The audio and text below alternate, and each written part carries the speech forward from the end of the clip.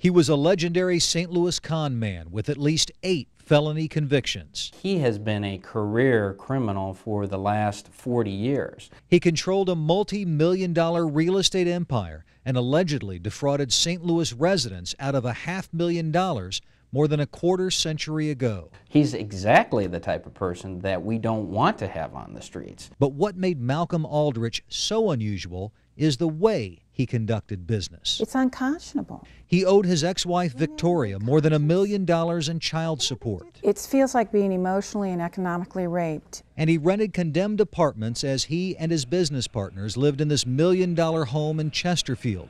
But that's not what made him unique. 7 years ago, our investigation exposed that Aldrich and his principal partner, David Steinmeier, were both repeatedly violating their parole. Steinmeier was a convicted double murderer who allegedly threatened his tenants. He told me if I don't move out by today, then he would shoot me in my face and put a toe tag on me. But the Missouri Parole Board refused to have them arrested. When it finally authorized warrants, Aldrich and Steinmeier were long gone. The fugitives wound up in Memphis using different names where they purchased millions of dollars in real estate, including this hotel. They allegedly stole tens of thousands of dollars from real estate investor George Pence. I'd say one of the biggest cons in the world. Who believed Aldrich and Steinmeier were former pro athletes and brilliant real estate men. So he gave them more than $50,000 as a down payment on property. They seem legit. What Pence didn't know was that Aldrich and Steinmeier were also buying hotels and apartments in at least 4 states, all done while they were on the run from law enforcement.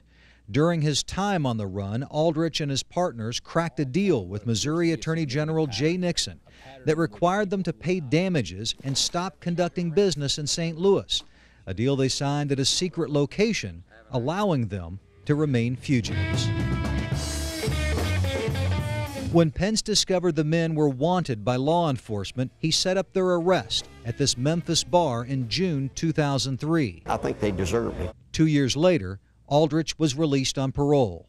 In the fall of 2006, he was on the run again. I was one of the prosecutors who helped prosecute Malcolm Aldrich. Even though you may think the offenses he's charged with are nonviolent, oftentimes he's involved in criminal enterprises that do turn violent. But despite Aldrich's record, the Missouri Parole Board still considers him a low priority, based largely on the fact that he was never convicted of a violent crime. He's not the highest priority. He's been gone for some time.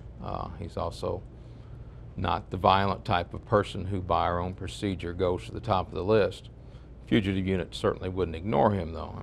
But the fugitive unit isn't looking for Aldrich. Oftentimes, these guys are hiding in plain sight, and it doesn't take a whole lot of effort to go out and find them and arrest them. Investigators say Malcolm Aldrich has used more than 20 aliases, nearly all of them some variation off his real name.